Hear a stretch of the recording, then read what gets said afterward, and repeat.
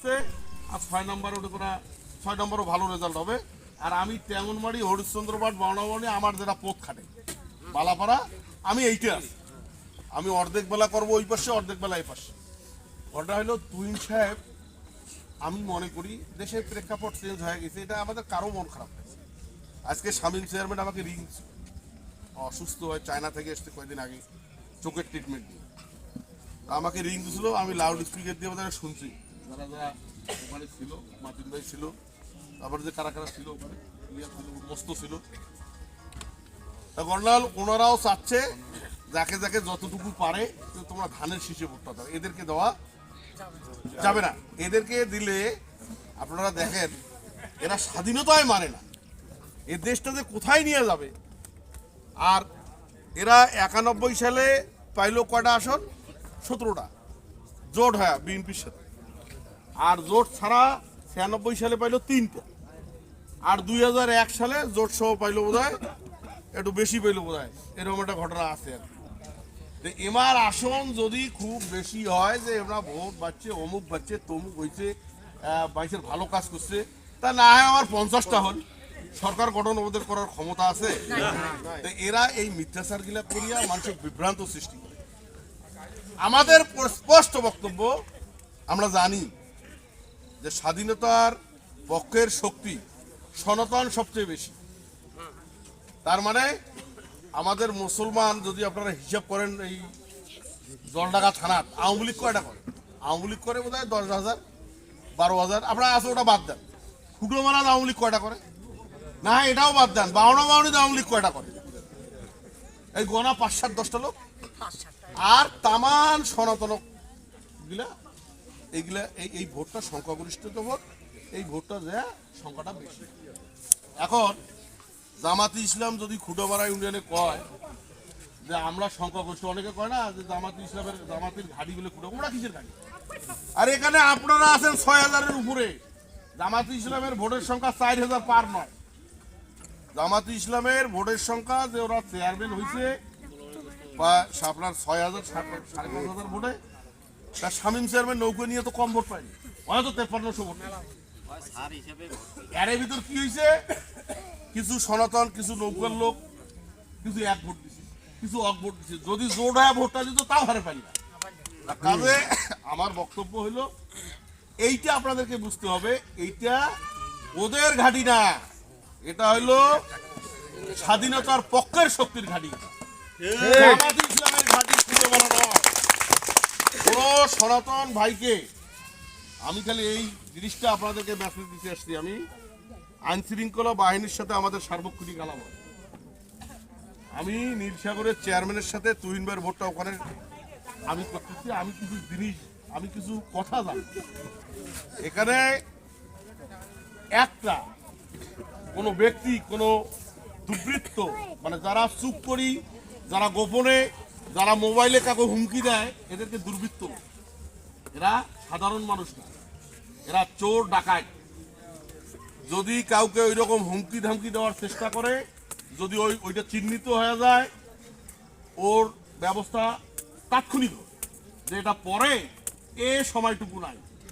আপনারা জানেন হয়তো, মনে হয় জলডাঙ্গা একটা অল্প একটা ঘটনা ঘটছে, ওদের এক নেতাকে শোকজ করছে জামাতে, এই রশিদুল বাড়িটা এখন বাড়ি কিন্তু কলেজের টিচার, এই জলডাঙ্গা কলেজে।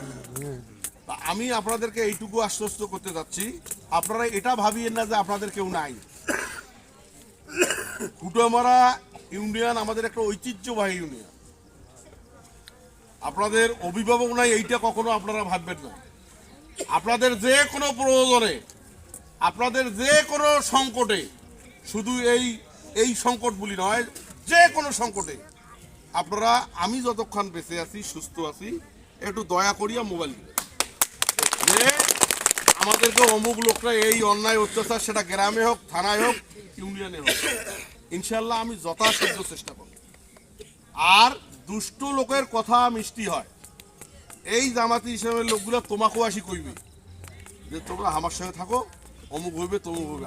আজ যদি আমার কথা শোনেন, আজ তোমরা ভয় পাইবেন, কাল গরু ধরি যাইবে, কাল তোমার ভয় খেয়া নানান কথাবার্তা, বিশৃঙ্খলা কথাবার্তা করার চেষ্টা করবে। তার কাজে বাংলার মানুষ এটা বুঝে গেছে যে এরা মিথ্যাচার। 2 দিন আগে লেখলো পোস্টারে আল্লাহর আইন চাই, সৎ লোকের শাসন চাই, এখন ওটা আমার লেখে। আর এখন কয়েছে আমরা আর ওই আইন জানি না, ওলা আইন চলবে না, এখন এই বাংলাদেশে প্রচলিত তারা ধোঁকাবাজ, তারা ধোঁকাবাজ, তারা ধোঁকাবাজ। এইটা আপনারা মাথায় দেবেন। আর একটা কথা হইল, ভোট আপনাদের নাগরিক অধিকার। মনে মা বোনেরা আপনাদেরকে একটা কথা বলতেছি, কখনোই নিজেকে দুর্বল ভাববেন না, কারণ আপনারা অনেক শক্তিশালী। যদি জলঢাকা থানার ভোটের চিত্র যদি হিসাব করা যায়, আপনারাই সংখ্যাগরিষ্ঠ। আর আপনাদের সাথে তো আমরা আছি। আজকে তারেক রহমান দেশে নামেই কি বলছে, যে 71কে যদি অস্বীকার করা হয়, সে এ দেশকে তারা স্বীকার করে না। তাদের প্রীতি হলো, ভাব প্রীতি হলো পাকিস্তানের দিকে। আর এদেরকে ক্ষমতা দেওয়া মানে আমরা এই সমাজে আমরা বিশৃঙ্খলা সৃষ্টি হবে, আইন শৃঙ্খলা পরিস্থিতি খারাপ হবে।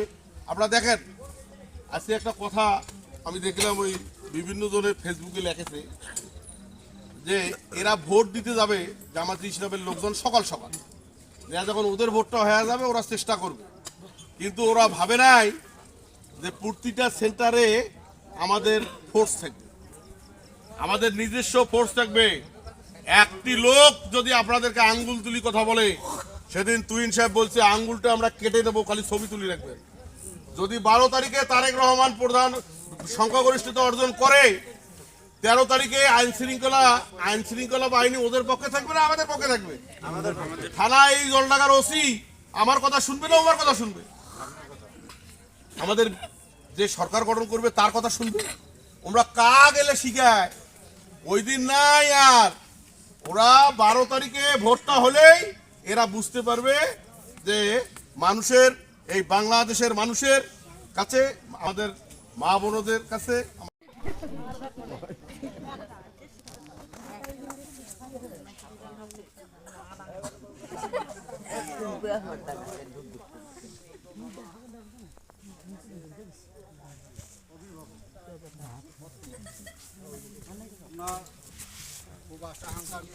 লড়াই করার চিন্তাধারা করেছি আপনাদের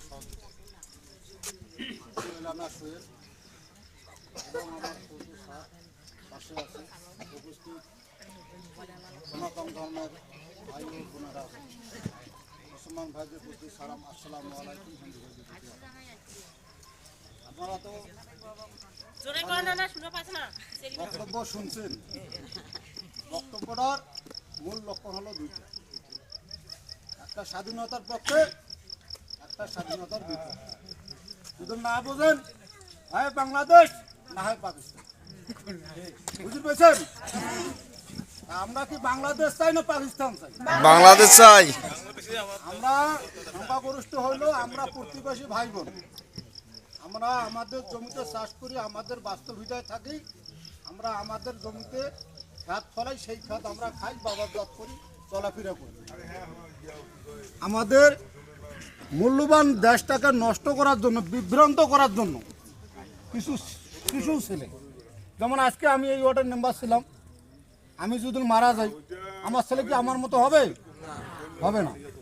ততটুকু ঘটনা, একটা ছাত্র মানুষ তার বাবার কাছ থেকে টাকা নিয়ে লেখাপড়া করে, তারা রাজনীতিকে কি বুঝবে? তারা কিছুই বুঝবে না। আজকে একাদশ জাতীয় সংসদ নির্বাচনে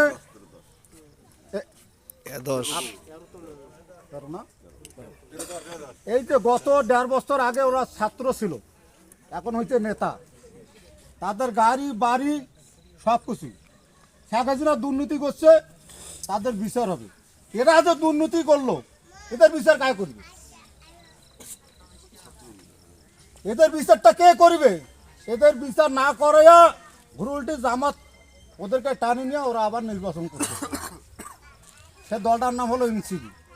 ওরা চায় এটা পাকিস্তানে থাক, বাংলাদেশ হিসেবে পরিস্থিতি ওরা দিবে না। আমার একটা অনুরোধ, সনাতন ধর্মের ভাই ও বোনেরা আছেন, আমাদের মুসলমান ভাইরা আছেন, আলহাজ শহীদ আলী সাহেব খুব একটা ভালো লোক। উনি 2 টাইম উপজেলার চেয়ারম্যান ছিলেন। হয়তো আপনারা কাহু গেছিলেন বা কাহু যান নাই, ওনার কোনো দুর্নীতি এখানে নাই। ওনার কোনো দুর্নীতি বলতে কোনো জিনিস নাই, যদি দিবার নাই পারেও কিন্তু আপনাদের কাছে কোনো দিন 10 টাকা ঘুষ বা আপনাদের কাছে কোনো বাটপারিগিরি কথাবার্তা এই ধরনের কোনো প্রতিশ্রুতি উনি করে নাই। তা আগামী যে 12 তারিখের নির্বাচন, সেই নির্বাচনে আপনারা নিঃসন্দেহে আপনারা ভোট সেন্টার যাবেন, আমরা যাতায়াতের ব্যবস্থা করব এবং ভোট দিবেন, আমরা আপনাদের বাড়ি পৌঁছে দেব। আপনারা 100% গ্যারান্টি সহ আপনাদের বাস্তব ভিটায় নিতে পারবেন। যদি কোথাও কোনো সমস্যা ঘটে ইনশাল্লাহ আমি কথা দিয়েছি প্রতিবাদ আমি একা করব, আপনাদের কোনো চিন্তা করে দরকার নেই।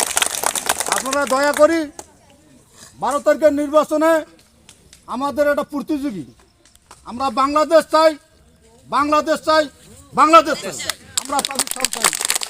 আমাদের কথা হলো আমরা ভোট সেন্টার যাইতাম না, আমাদেরকে বাধ্য করাইলো। আমরা কিন্তু ভোট সেন্টার যাইতাম না, আমাদেরকে ওরা বাধ্য করাইলো।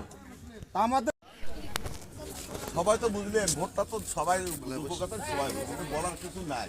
ভোটটা জায়গা মতন যেখানে চাইছেন দেওয়ার জন্য আমার পাড়ার লোক রেডি আছেন কি? সবাই হাত তুলতে দেখেই একজোটে